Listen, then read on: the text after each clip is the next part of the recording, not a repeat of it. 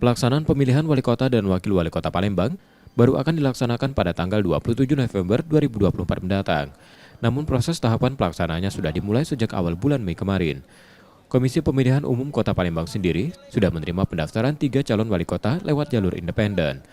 Namun berkas pencalonan ketiga calon wali kota jalur independen ini terpaksa dikembalikan KPU karena tidak memenuhi syarat dukungan.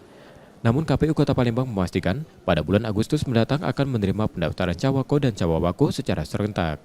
KPU Kota Palembang juga memastikan siapapun berhak mencalonkan dirinya pada Pilwako Palembang 2024 ini.